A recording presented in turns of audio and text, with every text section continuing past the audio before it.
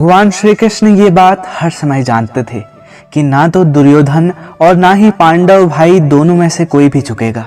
युद्ध तो होना ही था और वो इसे जीतने में पांडवों का साथ देंगे और उन्होंने युद्ध जीत भी लिया। फिर भी श्री कृष्ण हर समय यही कहते रहे कि युद्ध सही ऑप्शन नहीं है। उन्होंने दोनों परिवारों को बताया कि युद्ध कैसे उन्हें नष्ट कर देगा और यही वजह थी कि कृष्ण शांति दूत बनकर कौरवों के पास गए थे। हम यहाँ ये देख सकते हैं कि कैसे कृष्णा पांडवों के लिए एक शानदार रणनीतिज्ञ बन गए। उन्होंने ना जाने कितने ही ऐसे प्लान बनाए जिससे किसी को कोई नुकसान नहीं पहुंचने वाला था। लेकिन जैसा कि हम जानते हैं कि सिर्फ एक एक कदम उठाने से सब कुछ ठीक नहीं हो जाता है। उनके लिए दोनों पक्षों को सही कदम उठाने के लिए एक साथ चलना होता है और कौरवों ने कृष्ण का शांति प्रस्ताव मना कर दिया। हम भी कई रणनीतियों को बनाते हैं लेकिन कभी कभी सामने वाले के एक्शन और रिएक्शन की वजह से हमें जीत हाथ नहीं लगती है। ऐसे में एक अच्छा लीडर भी कृष्ण की तरह अपने रास्ते से पीछे नहीं हटता और नई रणनीति के साथ आगे बढ़ता है। बस इतना समझना जरूरी है कि जब तक हमारे माइंड में हमने ये ठान रखा है कि हमें अपने रास्ते से डगमगाना नहीं है, तब तक हमें हमारे लक्ष्य तक पहुंचने से कोई नहीं रोक सकता। ऐसा करने से हम आधी लड़ाई जीत लेंगे और बाकी लड़ाई को जीतने के लिए कुछ बातों का ध्यान करना पड़ेगा। तो चलिए जानते हैं कि हमें लड़ाई जीतने के लिए किन किन बातों का ध्यान रखना है। ये 6 प्रैक्टिकल एक्टिविटीज है और इन्हें अपनाने से एक अच्छा लीडर बनने से आपको कोई नहीं रोक सकता। पहली बात ये याद रखनी है कि आपको अपनी टीम पर भरोसा करना होगा, क्योंकि एक अच्छा लीडर हमेशा अपनी टीम को लीड करता है और वही टीम पूरी मेहनत के साथ लक्ष्य तक पहुंचने में लीडर की हेल्प करती है। दूसरी बात ये कि अपने कामों को लेकर सभी से एक फीडबैक मांगना चाहिए। इससे आपको आपकी टीम और अदर मेंबर्स के उन थॉट्स और आइडियाज के बारे में पता चलेगा जिन्हें आपने अभी तक नहीं अपनाया था, या फिर आपको उन गलतियों के बारे में पता चलेगा जिनको सुधार कर आप अपने नेक्स्ट टारगेट की ओर बढ़ सकते हैं। तीसरी बात का जिसका बहुत ज्यादा ध्यान रखना है वो है कि एक अच्छे लीडर को पक्षपात यानी कि भेदभाव से बचना चाहिए। एक अच्छा लीडर कभी भी भेदभाव नहीं करता है। उसकी नजरों में सभी एक समान होते हैं। किसी एक के लिए झुकाव रखने या फिर सिर्फ उसी की बात मानना टीम के बाकी लोगों को गलत साबित कर सकती है और उन्हें आपके खिलाफ कर सकती है। इसके साथ ही ये कोशिश करनी है कि हमारी सीमाओं को हम एक्सेप्ट करें। एक लीडर के लिए उसे उसकी सीमाओं का अंदाजा होना बहुत जरूरी है, क्योंकि उसका एक गलत कदम उसके प्रोजेक्ट और टीम को नुकसान पहुंचा सकता है। साथ ही अपनी कमिटमेंट्स या प्रतिबद्धताओं पर कायम रहना सबसे ज्यादा जरूरी है, क्योंकि अगर आप ऐसा नहीं करते हैं तो कोई भी आपकी बातों पर ध्यान नहीं देगा। अगर एक लीडर अपनी बातों पर और अपनी दी हुई कमिटमेंट्स या प्रतिबद्धताओं पर कायम नहीं दिखेगा तो उसे लोगों का भरोसा भी हासिल नहीं होगा और आपको एक अच्छे लीडर के ओहदे के साथ साथ एक मजबूत इंसान के ओहदे से भी नीचे रखा जाएगा। श्री कृष्ण कहते थे कि एक इंसान के पास हर तरह के रास्ते हमेशा होते हैं। वो चाहे तो डरकर भाग सकता है, अपनी जिम्मेदारियों से पीछे हट सकता है, मुश्किलों से दूर भाग सकता है।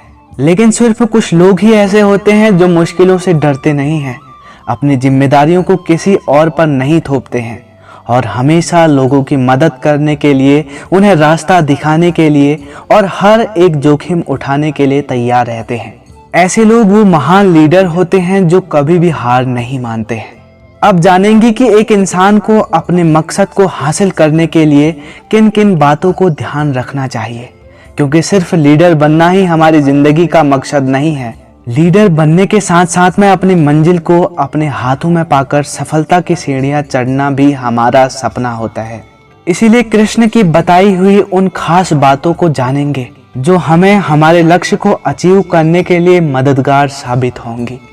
भगवान श्री कृष्ण ने गीता में अपने लक्ष्य से ना डगमगाने के लिए अनेकों जरूरी और जिंदगी को सफल बनाने के लिए ज्ञान दिए हैं।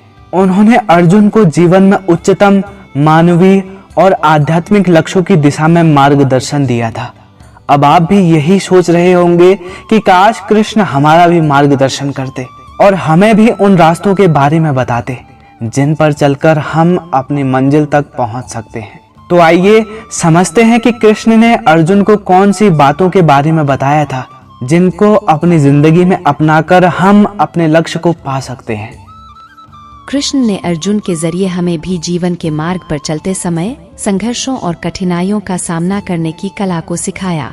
उन्होंने आत्म साक्षात्कार और आत्मनिरीक्षण के महत्व को बताया, जिससे व्यक्ति अपने लक्ष्यों को स्पष्ट रूप से देख सकें। इससे ये बात तो पूरी तरह से साफ हो जाती है कि गीता में भगवान कृष्ण ने अपने लक्ष्य को बिना किसी डगमगाहट के हासिल करने के लिए ज्ञान और समझ का मार्गदर्शन किया है। वैसे तो हम सबकी अपनी अपनी अलग मंजिलें हैं जिन्हें हम पाना चाहते हैं। जैसे कि किसी को अमीर बनना है, किसी को सबसे ज्यादा सक्सेसफुल होना है और किसी को अपनी जिंदगी में सब कुछ चाहिए। लेकिन इसके अलावा इंसान होने के नाते ऐसी कौन सी बातों को अपनी जिंदगी में शामिल कर सकते हैं जिससे हमारी जिंदगी ही पूरी तरह से सफल हो जाए। ऐसे ही कुछ लक्ष्य या फिर ये कहें कि खास जादू करने वाली बातों को भगवान श्री कृष्ण ने हम इंसानों के लिए बताया है। अगर हमने इन्हें पहले अपना लिया तो हम अपनी जिंदगी में वो सब कुछ हासिल कर पाएंगे जिसकी हम चाहत रखते हैं। इनमें से पहला गुण है सत्व गुणों का नियंत्रण। इसका मतलब होता है कि सात्विक, राजसिक और तामसिक गुणों का बैलेंस बनाए रखना, यानी कि अपने मन में उठ रही इच्छा या हर एक भावना को अपने काबू से बाहर नहीं होने देना है।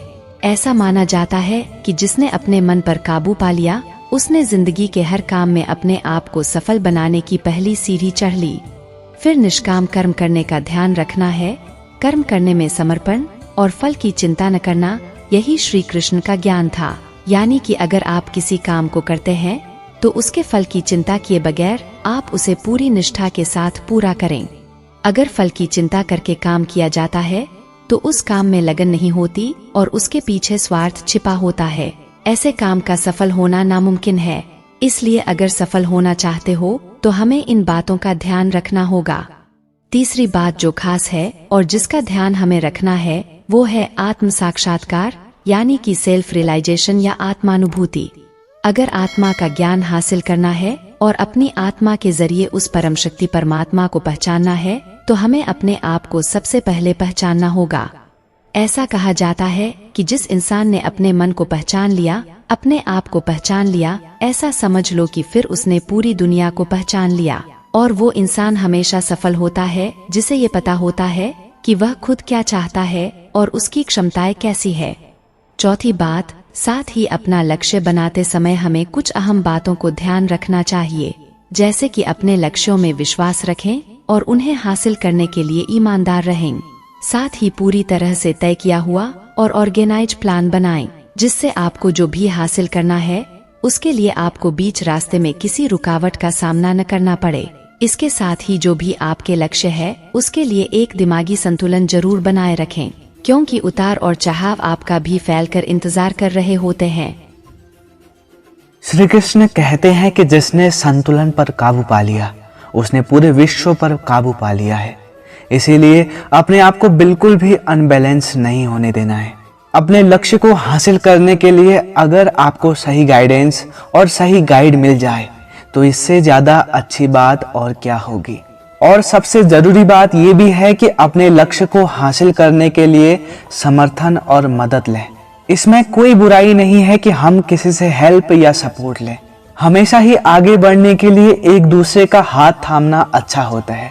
ठीक उसी तरीके से जैसे आपको किसी ऊंचे पहाड़ पर चढ़ने के लिए किसी की मदद की जरूरत होती है।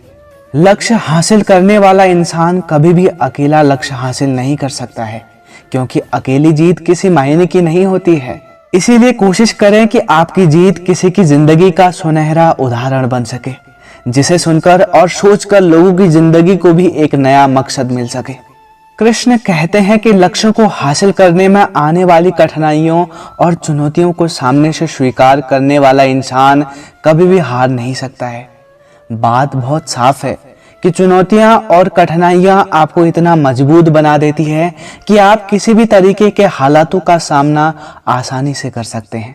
ऐसा इंसान अपने लक्ष्य को हासिल करने में बहुत ज्यादा समय नहीं लगाता, क्योंकि मजबूत इरादे यूं ही नहीं बन जाते हैं। उसके लिए इंसान को किसी सोने की तरह तपना भी पड़ता है और खुद को निखारना भी पड़ता है।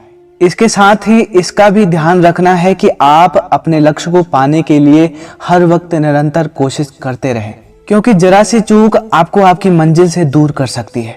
लक्ष्य को पाने की चाहत रखना सभी के लिए आसान है, लेकिन उसी रास्ते पर आगे चलते रहना और लगातार कोशिश करते रहना सबसे ज्यादा जरूरी होता है। इसीलिए अपने लक्ष्यों के लिए हमेशा ईमानदारी से कोशिश करते रहना ही हमें लक्ष्य को पाने में मदद करेगा। श्रीमद् भगवत गीता में भगवान कृष्ण अर्जुन से कहते हैं, हे पार्थ, जो आध्यात्मिक मार्ग पर चलता है उसका न तो इस संसार में और ना ही आने वाले संसार में विनाश होता है। जो ईश्वर प्राप्ति के लिए प्रयास करता है वह कभी भी बुरे के सामने हारता नहीं है। अगर हम भी अपने लक्ष्यों को अपने ही ईश्वर की तरह मान लें और ईश्वर को पाने की कोशिश लगातार करते रहें तो हमारी हार कभी नहीं होगी, क्योंकि हमें जो भी चाहिए होगा हम उसके लिए कभी भी अपने कदमों को रुकने नहीं देंगे।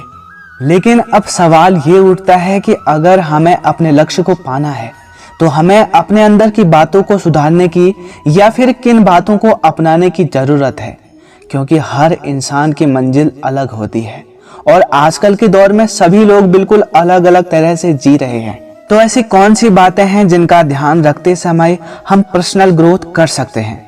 जानने के लिए चलते हैं वीडियो के अगले पड़ाव में।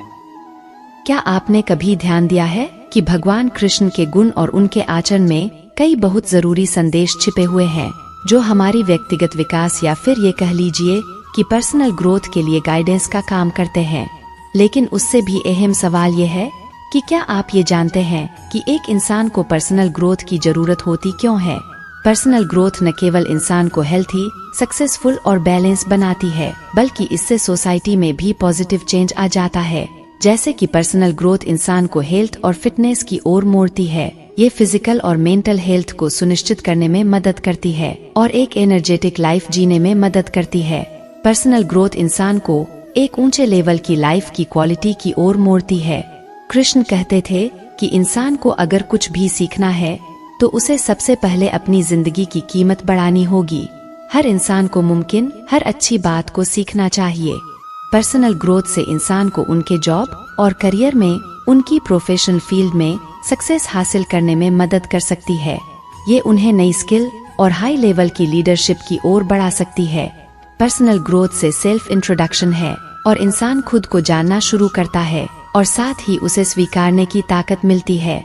ये इंसान को अपनी क्षमताओं और कमजोरियों को समझने में और उन्हें एक्सेप्ट करने में हेल्प करती है। पर्सनल ग्रोथ से इंसान को सेल्फ कंट्रोल और बैलेंस बनाने में हेल्प मिलती है। ये इंसान को लाइफ के अलग अलग पहलुओं में बैलेंस बनाए रखने में मदद करती है। पर्सनल ग्रोथ से इंसान एक समाज में सकारात्मक योगदान देने की कैपेसिटी डेवलप करता है, जिससे समाज में भी उसका सहयोग और सहभागिता नजर आती है। इसके साथ ही पर्सनल ग्रोथ इंसान को उनके जीवन में सुखद और शांतिपूर्ण अनुभव देने में मदद करती है। ये उन्हें अपनी जिंदगी को समृद्धि से भर देने की दिशा में मोड़ता है। अब जब हमने जान लिया है कि हमारे लिए पर्सनल ग्रोथ क्यों जरूरी होती है और अगर हम कुछ बातों का ध्यान रखें तो हमें हमारी पर्सनल ग्रोथ में इनसे बहुत हेल्प मिलेगी और निष्काम कर्म का गुण हमें अपनाना होगा।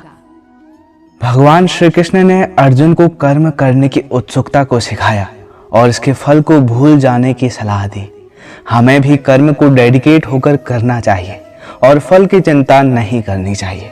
हमारे अंदर धैर्य का होना बहुत जरूरी है। भगवान श्री कृष्ण की धैर्यशीलता और संयम का नजरिया हमारे लिए अद्भुत और सबसे हटकर उदाहरण है। हमें भी उच्च स्थिति या कठिनाई में संतुलन बनाए रखने के लिए धैर्य और संयम बनाए रखना चाहिए। अनुकूलता हमारी पर्सनल ग्रोथ का एक अहम हिस्सा होती है। कृष्ण ने अपने भक्तों के लिए भी अत्यंत अनुकूलता दिखाई है। उन्होंने अपने अलग अलग भक्तों के साथ उन्हीं की तरह का प्यार और रिश्ता निभाया। उन्होंने भी हर जरूरतमंद की मदद की थी। इसलिए कृष्ण के इस गुण को अपनाने से हमें भी दूसरों की जरूरतों और भावनाओं को समझना चाहिए और उनकी हेल्प करने की कोशिश करनी चाहिए। सहिष्णुता यानी कि बर्दाश्त करने की क्षमता। भगवान कृष्ण की सहिष्णुता उनके जीवन में अद्भुत थी। हमें भी दूसरों की गलतियों को समझकर उन्हें सहानुभूति से देखना चाहिए और कभी कभी जब हमें बहुत कुछ बुरा लगता है और हम गुस्से में बहुत कुछ करने वाले होते हैं। असल में तब हमें बर्दाश्त करके शांत रहने के गुण को अपने अंदर लाना है। जाने अनजाने कभी कभी हमसे गुस्से में बहुत से गलत काम हो जाते हैं, लेकिन बाद में सोचने पर हम उन गलत कामों को ठीक कर पाते हैं। इसीलिए सहिष्णुता का गुण हमें ग्रोथ की ओर ले जा सकता है। इसका हमें ध्यान रखना है। अगर आप ध्यान से सोचेंगे तो श्री कृष्ण से हमने बहुत कुछ ऐसा सीखा है जो हमारी पर्सनालिटी को ही पूरी तरह से बदल सकता है। जैसे कि कृष्ण ने हमें सिखाया कि हमें अपनी बातों पर मजबूती से खड़ा रहना चाहिए। भगवान कृष्ण कर्म का परायण थे, अपने कर्तव्यों का पालन करते थे। उनके इसी गुण ने अर्जुन को भी महान बनाया था। अगर हम इस गुण को सिर्फ 25% भी अपना लें तो शायद हम बाकी लोगों से बिल्कुल हटकर अपनी इमेज बना लेंगे। श्री कृष्ण का संयम और उनकी सहनशीलता बिल्कुल खास थी, जो हमें भी सीखनी चाहिए कि पर्सनल ग्रोथ का वो अहम हिस्सा है जो पर्सनैलिटी को काइंड और मैच्योर बनाता है। कृष्ण ने अपने समर्पण और भक्ति में विश्वास दिखाया था। कृष्ण से हम समर्पण की भावना सीख सकते हैं, जिसकी ओर आपको बिना रुके हुए चलते रहना होता है। तो कृष्ण के इन गुणों को अगर हम अपनी जिंदगी में अपनाते हैं तो हम भी खुद को ग्रो कर सकते हैं। कृष्ण की सहिष्णुता यानी कि बर्दाश्त करने की क्षमता और माफ करने का गुण हमारे लिए बहुत बड़ी सीख है।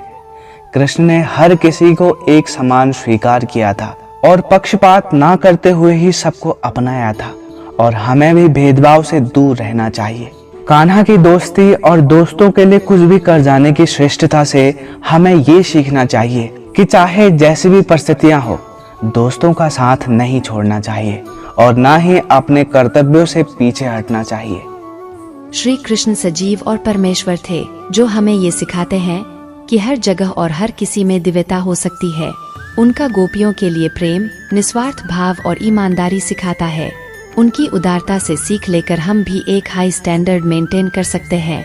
कृष्ण की शिक्षाएं हमें जिंदगी के असल मकसदों की ओर ले जाती हैं।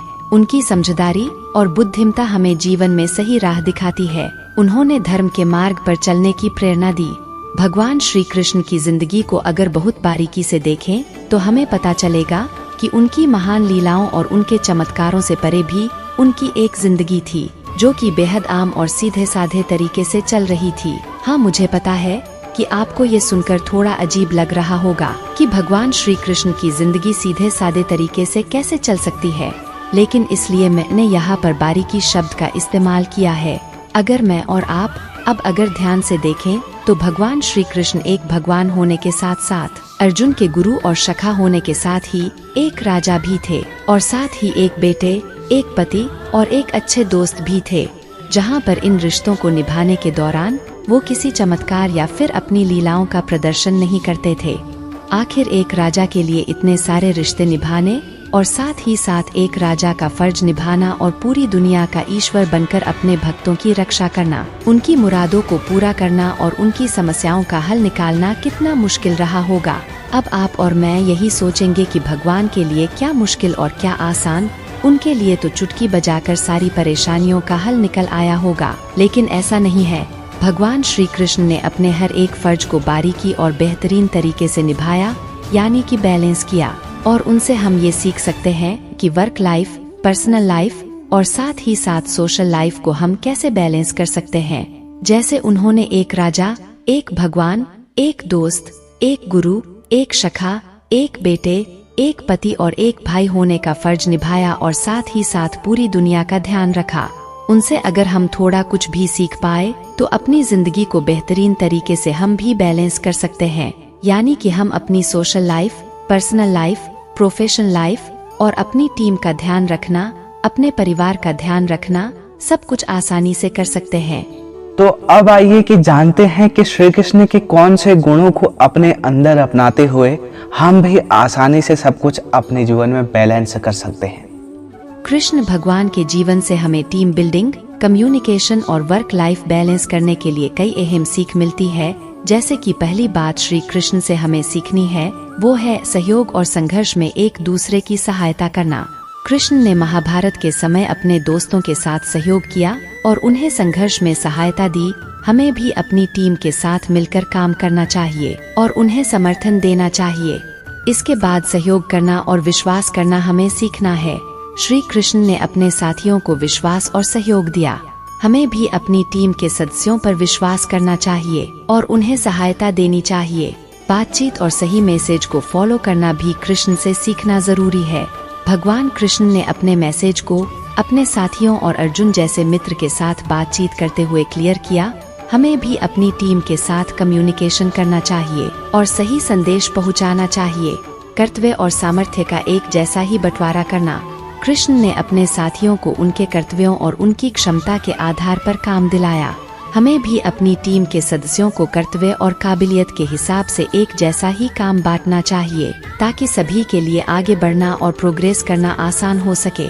वर्क और लाइफ को बैलेंस करना। श्री कृष्ण ने अपने जीवन में काम और जीवन का बैलेंस बनाए रखा। हमें भी अपने वर्क और लाइफ का बैलेंस बनाए रखने के लिए टाइम मैनेज करना चाहिए। वर्क और लाइफ दोनों को बैलेंस करने के लिए सबसे ज्यादा ध्यान रखने वाली बातें हमें जरूर अपनानी चाहिए। पहली बात ये कि टाइम को सही तरीके से मैनेज करना अत्यंत महत्वपूर्ण है। एक अच्छे टाइम मैनेजमेंट का एग्जाम्पल तब सेट होता है जब इंसान अपने वर्क और अपनी पर्सनल लाइफ के लिए टाइम को सावधानी के साथ ऑर्गेनाइज कर सकता है। इसलिए टाइम मैनेजमेंट पर हमें सबसे ज्यादा ध्यान देना है। इसके साथ ही दूसरी याद रखने वाली बात यह है कि अपनी लिमिटेशन को समझना और उन्हें एक्सेप्ट करना भी बहुत जरूरी है। इंसान को यह जानना चाहिए कि कब हाँ और कब ना कहना है ताकि उसकी जिम्मेदारियों और आत्मसमर्पण के बीच एक बैलेंस बना रहे। ये दोनों बातें हमें लाइफ में बहुत हेल्प करती है ताकि इंसान अपने काम और अपनी पर्सनल लाइफ के बीच सही बैलेंस को बना सके और शांति के साथ जीवन जी सके। श्री कृष्ण भगवान के जीवन से भी हमें ये सीखने को मिलता है कि टीम बिल्डिंग, कम्युनिकेशन और वर्क लाइफ बैलेंस के लिए हमें अपने साथियों के साथ सहयोग करना, सहनशीलता दिखाना, कम्युनिकेट करना और टाइम का मीनिंगफुल तरीके से इस्तेमाल करना सीखना होगा। अर्जुन की दुविधा को समझते हुए एक बार कृष्ण ने उनसे कहा था, हे पार्थ, व्यक्ति को कर्म निस्वार्थ भाव से करना चाहिए और फल की चिंता नहीं करनी चाहिए। व्यक्ति को अपनी बुद्धि को सात्विक, शुद्ध और सकारात्मक बनाए रखने की कोशिश करनी चाहिए, जिससे उसे सही निर्णय लेने में मदद मिलती है। व्यक्ति को अपने कर्मों को समर्पित रूप से करने का आदान प्रदान करना चाहिए, लेकिन वो इसे नियंत्रण में रखे। व्यक्ति को अपने स्वभाव के अनुसार कार्य करना चाहिए, क्योंकि वो उसे सही और प्राकृतिक रूप से कर पाएगा।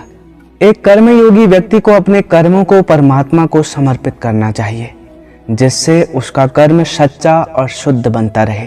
कान्हा कहते हैं, पार्थ, जीवन को सही मार्ग पर ले जाने की सही प्रयास ही इंसान को सच में इंसान बनाती है।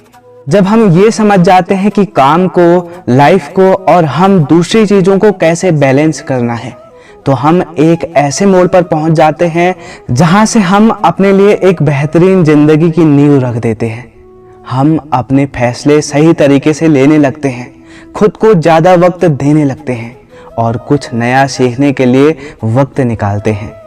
लेकिन काम और लाइफ को एक साथ बैलेंस करना ही लाइफ को स्टेबल बनाने के काम नहीं आता है। लाइफ में स्थिरता लाने के लिए बहुत बातों को लेकर खुद पर काम करना होता है। इसके आगे हम जानेंगे कि कैसे हम श्री कृष्ण की बातों को फॉलो करते हुए लाइफ को स्थिर और परफेक्ट बना सकते हैं। भगवान श्री कृष्ण और सुदामा के बारे में हम सब जानते हैं। श्री कृष्ण और उनका मित्र, जिन्हें सुदामा कहा जाता था, दोनों के बीच एक मीठा, बहुत खूबसूरत रिश्ता था। जिंदगी के ऊंचे अच्छे दिनों और आम दिनों के उतार चढ़ाव के बीच सुदामा के घर सिर्फ अनेक परेशानियां और मुसीबतों के पहाड़ ही बने हुए थे। उनमें कोई बदलाव नहीं था। एक दिन सुदामा को उसकी पत्नी ने कहा, हमारे यहाँ खाने पीने के नाम पर कुछ भी नहीं है। आप अपने परम मित्र श्री कृष्ण के पास जाकर कुछ मदद क्यों नहीं मांगते हैं? हो सकता है कि वो आपको कुछ ऐसा दे दे कि हमारी गरीबी और भूखमरी के दिनों में कम से कम कुछ वक्त तक हम सुकून से जी पाएं। सुदामा ने अपनी पत्नी के सुझाव को सुना और बहुत संकोच करते हुए श्री कृष्ण से मिलने चले गए। सुदामा के आने पर श्री कृष्ण ने उनका बहुत अच्छा स्वागत किया और उन्हें बहुत अच्छा सम्मान दिया। उनकी बिगड़ी हुई हालत को देखने के बाद भी उन्हें अपने गले से लगाया और सभी को बताया कि सुदामा उनके बहुत अच्छे मित्र हैं। श्री कृष्ण ने सुदामा को हद से ज्यादा महंगे तोहफे दिए, लेकिन सुदामा ने श्री कृष्ण से कुछ भी नहीं लिया। सुदामा ने सिर्फ श्री कृष्ण का दिया हुआ हल्दी चंदन का टुकड़ा लिया और कहने लगे कि वह ब्राह्मण है और इस चंदन से वह भगवान को टीका लगाएंगे। फिर भी उनके मन की स्थिरता और संतुष्टि को देखते हुए खुश होकर सुदामा से कहने लगे कि मित्र बताओ कि इतनी परेशानी को देखते हुए तुमने मुझसे कुछ क्यों नहीं मांगा। सुदामा ने विनम्रता से कहा, नहीं मित्र, मैंने इसलिए कुछ नहीं मांगा क्योंकि मैं तुम्हारे साथ संतुष्ट हूँ और तुम्हारी मित्रता ही मेरे लिए सब कुछ है। और बात रही मेरी बिगड़ी हुई स्थिति की, तो मेरी स्थिति में स्थिरता बनी हुई है। श्री कृष्ण ने उनकी निर्मल भावना को देखकर उन्हें धन, ऐश्वर्य और स्थायिता देने का आशीर्वाद दिया। सुदामा की निस्वार्थ भक्ति और स्थिरता ने उसे अनंत समृद्धि की प्राप्ति में मदद की। तो अब देखा जाए तो इस कहानी में हमारे लिए बहुत कुछ था। इससे हमें ये सीखने को मिलता है कि स्थिरता यानी कि स्टेबिलिटी केवल अच्छे समय में ही नहीं बल्कि बुरे समय में भी हम सभी को सहनशीलता और समृद्धि हासिल कर पाने में मदद कर सकती है। भगवान श्री कृष्ण की लाइफ में हमें स्थिरता यानी कि स्टेबिलिटी और उनका व्यवहार यानी कि बिहेवियर से रिलेटेड कई अहम सीखें मिलती हैं। उनसे हम ये सीख सकते हैं कि स्टेबिलिटी कैसे हमारी लाइफ में महत्वपूर्ण है और व्यवहार कैसे हमारे संबंधों और समाज में प्रभाव डालता है। भगवान कृष्ण का स्टेबल बिहेवियर और फैसला लेने का तरीका हमें ये सिखाता है कि हमें अपने कामों में स्टेबल रहना सीखना चाहिए और समय के साथ निरंतरता बनाए रखनी चाहिए। लाइफ को स्टेबल बनाए रखने के लिए शुरुआत करने का अच्छा तरीका यही है। अगर माना जाए तो ये मुश्किल भी है और अगर ठान लिया जाए तो ये बेहद आसान है। मजबूत स्थिरता और अच्छा बिहेवियर इसलिए भी जरूरी होता है क्योंकि हम अकेले ही हजार ऐसे कामों से, हजार ऐसे रिश्तों से और पूरे समाज से जुड़े हुए घिरे हुए रहते हैं जहां पर हमें स्थिर रहने की जरूरत होती है। ये एक ऐसा गुण है जो किसी भी इंसान की इमेज को पूरी तरह से बदल देता है। भगवान श्री कृष्ण का व्यवहार हमें यह सीख देता है कि किस तरह परेशानियां आने पर और स्थितियां बदलने पर हमें शांति और समझदारी से काम लेना चाहिए। एक बात हमें हमेशा ध्यान रखनी चाहिए कि भगवत गीता का ज्ञान हमें कभी नहीं मिलता अगर भगवान श्री कृष्ण अपने ज्ञान को सरलता भरे शांत व्यवहार के साथ हमारे सामने ना लाए होते। उन्होंने हमें धर्म, नैतिकता और सही व्यवहार के लिए बहुत अच्छे उदाहरण दिए हैं। उनके सहानुभूति, सम्मान और संयमपूर्ण व्यवहार हमें ये सिखाता है कि हमें अपने आसपास के लोगों के लिए सम्मान और सहानुभूति दिखानी चाहिए। उनका व्यवहार हमें ये सिखाता है कि हमें अपनी बातों को समझाने और दूसरों की सुनने की क्षमता रखनी चाहिए और फिर धीरे धीरे और समझदारी के साथ फैसला लेना चाहिए। कृष्ण भगवान के जीवन में हमें ये सीखने को मिलता है कि व्यवहार में नैतिकता, सहनशीलता और हाई वैल्यूज का पालन करना चाहिए। उन्होंने समाज में समानता, न्याय और सभी को सम्मान देने का संदेश दिया है। कृष्ण जी ने जीवन भर स्थिरता का पालन किया। उन्होंने हमें सिखाया कि कैसे मुसीबतें, लगातार आ रहे बदलावों और खुद के खिलाफ बन रही सिचुएशन के बावजूद वो स्थिर रह सकते थे। और हमें भी खुद को शांत रखने की पूरी कोशिश करनी चाहिए। हमें भी कृष्ण की तरह सिचुएशन को समझना चाहिए और बेहद शांति से सोच समझकर फैसला लेना चाहिए। श्री कृष्ण के व्यवहार में उदारता और सभ्यता भी उन्होंने हमें दिखाया कि कैसे वो सभी के लिए समान भावना रखते थे और सभी के साथ नम्रता से व्यवहार करते थे। तो हमें भी श्री कृष्ण की तरह इन छोटी छोटी बातों का ध्यान रखना चाहिए और उनके गुणों को अपनाते हुए अपने मन को उदार और दयालु बनाना चाहिए। हमारी सभ्यता ही हमें लोगों के साथ जोड़ती है। हमारा अच्छा बिहेवियर, हमारी अच्छी बातें, हमारा मन खोल के किसी से मिलना जुलना और उसकी मदद करना हमें समाज में एक अच्छा इंसान बनाती है। इस तरह से हम अपनी लाइफ को भी स्टेबल बना सकते हैं क्योंकि जिसका मन उदारता से भरा होता है वो हर बात से संतुष्ट रहता है। भगवान कृष्ण ने अपनी पर्सनल लाइफ में खुद का मैनेजमेंट किया था। उन्होंने अपने भावों को, विचारों को और कर्मों को बैलेंस रखते हुए कभी भी खुद पर से आपा नहीं खोया और हमें भी उन्होंने यही करने का संदेश दिया। इसके साथ ही कृष्ण जी ने हमें सही संगति की अहमियत भी सिखाई। उन्होंने दिखाया कि सही और पॉजिटिव लोगों के साथ रहना कैसे हमारी लाइफ पर असर डालता है। भगवान कृष्ण ने धैर्य और संयम की मदद से लाइफ में संयम हासिल करने की अहमियत भी बताई है। धैर्य और संयम इंसान को बहुत कुछ सिखाता है, हर परिस्थिति और परेशानी से सामना करना सिखाता है। श्री कृष्ण ने अपने जीवन में अनुशासन का पालन किया और समय समय पर अपनी इच्छा शक्ति को नियंत्रित किया। कृष्ण जी का व्यवहार हमें दया और करुणा की मिसाल देता है। उन्होंने हमें सिखाया कि हमें दूसरों के लिए दयालु और सहानुभूति पूर्ण रहना चाहिए। अगर दया न हो तो इंसान किसी जानवर से कम नहीं होता। ऐसे लोग लाइफ में स्टेबल होना तो दूर बल्कि कुछ भी अच्छा नहीं कर सकते हैं, ना ही किसी का दर्द समझते हैं और ना ही किसी की मदद कर पाते हैं। अगर हम भी स्टेबल होना चाहते हैं तो हमें भी इस तरह से मुसीबतों का सामना करना होगा जिस तरह से कृष्ण जी ने जीवन के संघर्षों का सामना किया था और उन्हें विश्वास और संयम से पार किया था। भगवान कृष्ण ने जीवन की अलग अलग परिस्थितियों का सामना किया था और उन्हें सही तरीके से संभाला और इसके साथ ही बुद्धिमानी, निर्णय लेने की कला सिखाई। उन्होंने जीवन में सही और गलत के बीच फर्क समझाते हुए सही फैसला लेना सिखाया है। हम अपनी आम जिंदगी को खास तभी बना सकते हैं जब हम ऐसा करें। अगर हम लाइफ में स्टेबल होना चाहते हैं, एक अच्छे लीडर बनना चाहते हैं या फिर लाइफ को बैलेंस रखना चाहते हैं तो हमें खुद ही इसके लिए कदम उठाने होंगे और अपने आप को इस बदलाव के लिए तैयार करना होगा। और यह फैसला भी हमें ही करना होगा कि हम अपनी जिंदगी को किस तरह से जीना चाहते हैं। लेकिन हम कई फैसले लेने में बहुत बार गलतियां भी कर जाते हैं, इसीलिए फैसले लेते समय हमें बहुत सारी बातों का ध्यान रखना चाहिए। लेकिन वो बातें कौन सी है, आइए जानते हैं वीडियो के अगले पड़ाव में। भगवान श्री कृष्ण ने कुरुक्षेत्र के मैदान में 18 दिन चलने वाले उस युद्ध के ठीक पहले अर्जुन को समझाते हुए उन्हें ज्ञान दिया था। इसके बारे में तो हम सभी जानते हैं कि अर्जुन ने युद्ध भूमि के मैदान में अपने बच्चों, अपने गुरुओं और रिश्तेदारों को देखकर युद्ध में हिस्सा लेने की बात पर बहुत बेचैन थे। अर्जुन दुविधा और मोह में डूबे हुए थे। इस पर श्री कृष्ण ने अर्जुन को धर्म, कर्म और जीवन के उद्देश्य के बारे में ज्ञान दिया, जिससे अर्जुन ने अपने कर्तव्य को समझकर सही फैसला किया और युद्ध में भाग लिया। युद्ध 18 दिन तक सही और गलत के बीच हुआ। इस महायुद्ध के अंत में सिर्फ और सिर्फ 18 लोग ही बचे थे। ये कहानी हमें ये सिखाती है कि सही ज्ञान और धर्म से ही सही फैसला लिया जा सकता है, जो जीवन को सही दिशा में ले जाता है। सही फैसले लेने से प्रॉब्लम्स का सही सॉल्यूशन निकल सकता है और सिचुएशन में सुधार हो सकता है। सही फैसले लेने से इंसान अपनी क्षमता का सही तरीके से इस्तेमाल कर सकता है और अपने लक्ष्य को अचीव कर सकता है। हालांकि अगर फैसला गलत हो तो इससे संघर्ष की बर्बादी और बहुत सी परेशानियों का सामना करना पड़ सकता है। इसीलिए सोच समझकर और ध्यान देते हुए ही फैसले लेना जरूरी है ताकि इसका पॉजिटिव रिजल्ट निकल सके और अपना लक्ष्य मिल सके।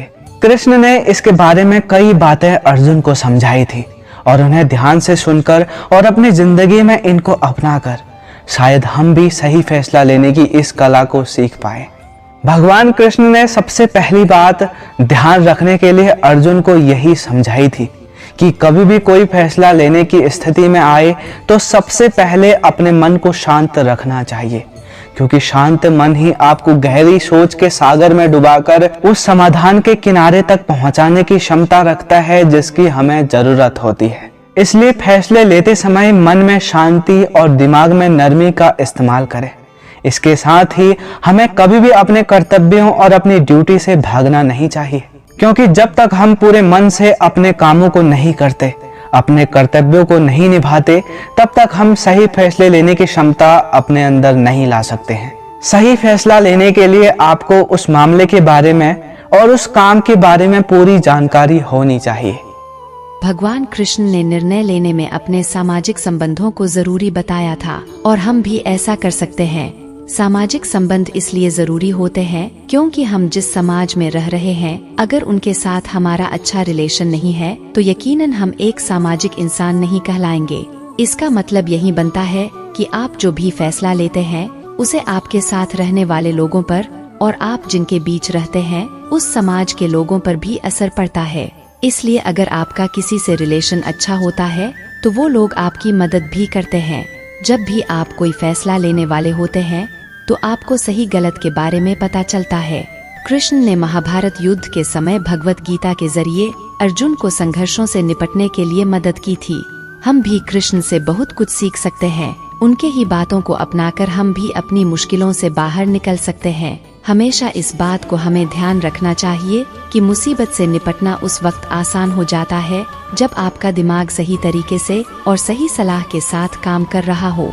कृष्ण ने जिस तरह से अर्जुन की मदद की थी, आप भी अपनी जिंदगी में किसी के लिए कृष्ण बन सकते हैं और साथ ही आपके लिए भी कोई कृष्ण बन सकता है। बस हमें लोगों से मदद लेने में हिचकिचाना नहीं चाहिए। श्री कृष्ण ने जीवन के अलग अलग पहलुओं में फैसला लेने के लिए विवेक और समझदारी को सबसे अहम जगह दी थी, क्योंकि कोई भी फैसला लेने से पहले अगर आपने समय देकर उस सिचुएशन को समझने की कोशिश नहीं की तो आपका फैसला लेना गलत साबित हो सकता है। कहते हैं सही फैसला लेने के लिए बहुत सारी बातों का ध्यान रखना चाहिए। कुछ बातों के बारे में तो हमने जान लिया, लेकिन कई ऐसे गुण भी हैं जिनको अगर हम अपनाते हैं तो हम अपनी ज़िंदगी को पूरी तरह से बदल सकते हैं। तो अगर किसी गुण को अपनाना ही है और खुद को बदलने का हमने फैसला कर ही लिया है तो क्यों ना हम भगवान श्री कृष्ण के ही गुणों को अपना लें। श्री कृष्ण के ऐसे कई गुण हैं जो हमारी ज़िंदगी में पॉजिटिव बदलाव ला सकते हैं, जैसे कि अपने दोस्तों और परिवारों के लिए दया, प्यार और उदारता दिखाना, अच्छे बर्ताव के जरिए ज़िंदगी में रिश्तों को अच्छे से निभाना, हमेशा पूरी ईमानदारी और सच्चाई के साथ जीना, नैतिक मूल्य यानी कि मॉरल वैल्यूज का ध्यान रखना और उन्हें अपनी जिंदगी में उतारना, सभी के लिए एक समान प्यार और सम्मान का भाव रखना, जिंदगी में हिम्मत के साथ संघर्षों का सामना करना, जिंदगी में उतार चढ़ाव की सिचुएशन और परेशानियों को एक्सेप्ट करना और प्रॉब्लम का सल्यूशन ढूंढना, अपनी जिम्मेदारियों को निभाना, अपने परिवार की देखभाल करना और साथ ही उस परमपिता परमेश्वर से जुड़ने के लिए अपनी आत्मा को सद्मार्ग पर ले जाना, सोच समझकर शांति के साथ और ईमानदारी के साथ फैसला लेना और सही दिशा में चलना, हिम्मत और सहनशील व्यवहार करना, धर्म और नैतिक मार्गों का अनुसरण करना, धर्म और नैतिक मूल्यों को अपनाना, खुद पर भरोसा रखना। भगवान श्री कृष्ण से हमें बहुत कुछ सीखने को मिलता है। कृष्ण की बातों को अपनाना भी बहुत ज्यादा मुश्किल नहीं है। हर बदलाव शुरुआत में मुश्किल भरा लग सकता है और हमें ये भी महसूस हो सकता है कि ये तो बहुत कठिन है और हम ऐसा काम नहीं कर पाएंगे, लेकिन धीरे धीरे जब वह बदलाव की लहर आपको छूने लगती है तब आप बदलने लगते हैं और ये बदलाव आपको हर दिन बेहतर बनाता चला जाता है। अब हम जानेंगे कि टाइम मैनेजमेंट के साथ हम कैसे अपने आप को और भी ज्यादा बेहतर बना सकते हैं और टाइम मैनेजमेंट के असल मायने क्या है। भगवान श्री कृष्ण ने अपने समय का सही उपयोग करते हुए अपने प्रिय लोगों और परिवारों के साथ भी समय बिताया। हमें भी अपने परिवार और जिनसे हम प्यार करते हैं उनके साथ समय बिताने के लिए समय निकालना चाहिए। भगवान श्री कृष्ण के दिए हुए ज्ञान से हम टाइम मैनेजमेंट के बारे में आसानी से सीख सकते हैं। बदलते युग में सही टाइम मैनेजमेंट एक इम्पोर्टेंट चैलेंज बन गया है, जिससे हमारे दिनचर्या, क्षमता और जिंदगी बिताने का तरीका प्रभावित होता है। इसके साथ ही हमारे काम यानी कि हमारे कर्म में भी प्रभाव पड़ता है। मुझे ऐसा लगता है कि हमारे साथ साथ आपने भी न जाने कितने ही बार लोगों के मुंह से ये बात सुनी होगी कि कर्म ही हमें हमारी नियति तक पहुंचाता है और कर्म ही हमें हमारा भाग्य लिखने में मदद करता है। तो अब हम जानेंगे कि आखिर कर्म का असली मतलब क्या है और किस तरह से हम अपने कर्मों से अपने भाग्य को सही तरीके से लिखने में कामयाब हो सकते हैं।